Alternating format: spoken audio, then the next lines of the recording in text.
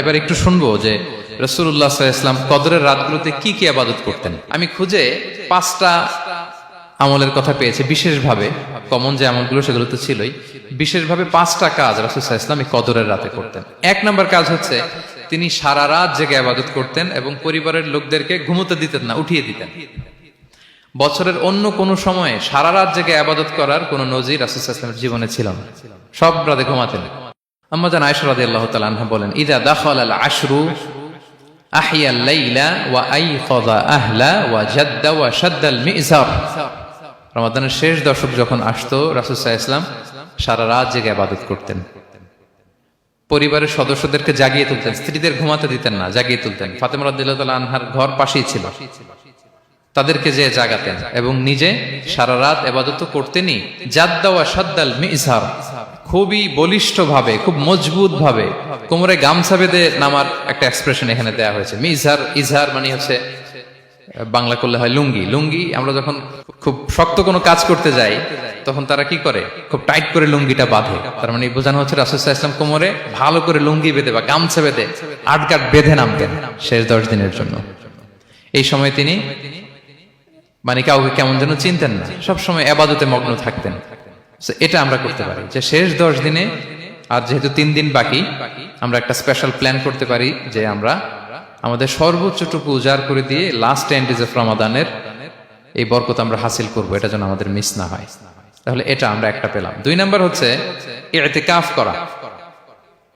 রাসূলুল্লাহ সাল্লাল্লাহু আলাইহি ওয়াসাল্লাম রমাদানের শেষ 10 দিন ইতিকাফ করতেন। আমাদের আয়েশা রাদিয়াল্লাহু তাআলা আনহা বলেন, কানা ইয়াতাকিফুল আশরাল আওয়াখির মিন রমাদান। রমাদানের শেষ দশকে তিনি ইতিকাফ করতেন। হাত্তা তাওয়াফাহুল্লাহ, ওনার ইন্তেকালের আগ পর্যন্ত এই অভ্যাসটাই তিনি জারি রেখেছেন। সুম্মা আতাকাফা আজওয়াজুহু মিন বাদে, তারপরে ওনার স্ত্রীরা ইতিকাফ করেছেন। আরেক বর্ণনায় এসেছে ইয়াতাকিফু কুল্লা রমাদান 10 আইয়াম, প্রতি রমাদানে তিনি 10 দিন ইতিকাফ করেছেন। কিন্তু যেই বছর তিনি ইন্তেকাল করবেন সে বছর তিনি 20 দিন ইতিকাফ করেছিলেন। প্রতি রমাদানে 10 দিন, আর যে বছর ইন্তেকাল করবেন সে বছর কয় দিন? 20 দিন তিনি ইতিকাফ করেছিলেন মসজিদে নববীতে। তাহলে আমরা এই রমাদানের শেষ দশকে এটা করতে পারি। 2 নম্বর পয়েন্ট হচ্ছে ইতিকাফ করা। তো আমরা যেন ইতিকাফ করার চেষ্টা করি। ইতিকাফ করতে না পারলে শেষ দশকের রাতগুলো যেন মসজিদে কাটানোর চেষ্টা করি, তা না পারলেও বাসায় যেন এই রাতগুলো আমরা মিস না করি। বিশেষ করে সেন্ট্রাল মস্কে তো অসাধারণ পরিবেশ, এটা হাইলি রেকমেন্ডেড। ইফ পসিবল আপনারা আসবেন, এখানে ইবাদতের চমৎকার পরিবেশ থাকে। 3 নাম্বার হচ্ছে রাসূল সাল্লাল্লাহু আলাইহি ওয়াসাল্লাম এবং জিবরাইল আলাইহিস সালাম যৌথভাবে কোরআন রিভিশন করতেন। খুব ইন্টারেস্টিং। সারা বছর যেটা নাজিল হতো রমাদানে জিবরাইল আলাইহিস সালাম রাসূল সাল্লাল্লাহু আলাইহি ওয়াসাল্লামকে শোনাতেন, রাসূল সাল্লাল্লাহু আলাইহি ওয়াসাল্লাম আবার জিবরাইল আলাইহিস সালামকে শোনাতেন। সহিহ বুখারীর বর্ণনা, কানা জিবরিলু ইয়ালকাহু ফি কুল্লি লাইলাতিন মিন রমাদান ফায়ুদারিসুহুল কুরআন। প্রতি রমাদানের প্রতি রাতে এসে রাসূল সাল্লাল্লাহু আলাইহি ওয়াসাল্লামের সাথে কোরআন মুদারাসা করতেন। সহিহ মুসলিমের বর্ণনায়, আন্না জিবরিলা কানা ইউআরিদুহু বিল কুরআন কুল্লা আমিন মাররা। প্রতি বছর রমাদানে একবার শোনাতেন বা শুনিয়েছেন। যে বছর তিনি ইন্তেকাল করবেন তিনি 2 বার শুনিয়েছিলেন।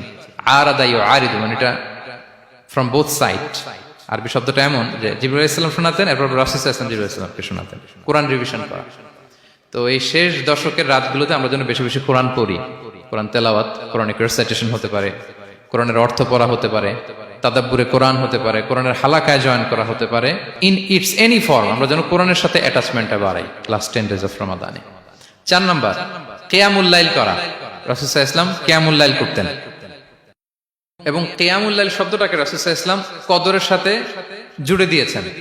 সহিহ বুখারীর বর্ণনায় তিনি বলেছেন, মান কামা লাইলাতাল কদরি ঈমানা ওয়া ইহতিসাবা গুফিরা লাহু মা তাকদ্দামা মিন যামবি। কদরের রাতে যে কিয়ামুল লাইল করে বিশ্বাস নিয়ে এবং নাজাতের প্রত্যাশা নিয়ে, তার পূর্বের সমস্ত গুনাহ আল্লাহ তাআলা ক্ষমা করে দিবেন। তাহলে কিয়ামুল লাইলটা রাসূল সাল্লাল্লাহু আলাইহি ওয়াসাল্লাম বিশেষভাবে কদরের রাতের সাথে সম্পৃক্ত করেছেন। আমরা যেন প্রতি রাতে কিয়ামুল লাইল করি, লম্বা সময় যেন দাঁড়িয়ে থাকি, লম্বা সময় কোরআনিক রিসাইটেশন করি দাঁড়িয়ে থেকে, লম্বা সময় রুকু, লম্বা সময় সিজদা, স্পেশালি সিজদা। আখরাবু মা ইয়াকুনুল আবদু মির রাব্বিহি ওয়া হুয়া সাজিদ ফাআকসিরু ফিহি দুআ। বান্দা যখন সিজদায় থাকে আল্লাহ সবচেয়ে কাছে থাকে। তো আমরা তো আল্লাহর সবচেয়ে কাছে যেতে চাই এই ক্রিম টাইমটাতে, কি বলেন? আমরা যেন লম্বা সময় সিজদাতে থাকি। কিন্তু আমাদের অনেকের যেটা হয়, নামাজে তাড়াহুড়ো, অনেকের সব ব্যস্ততা যখন নামাজে দাঁড়াই এরকম হয়ে যায়। রাসূল সাল্লাল্লাহু আলাইহি ওয়াসাল্লামের সালাত যদি আমরা খেয়াল করি, বিশেষ করে কিয়ামুল লাইলে এত যে সুন্দর ছিল, আম্মা জান আয়েশা রাদিয়াল্লাহু তাআলা আনহাকে জিজ্ঞেস করা হয়েছিল যে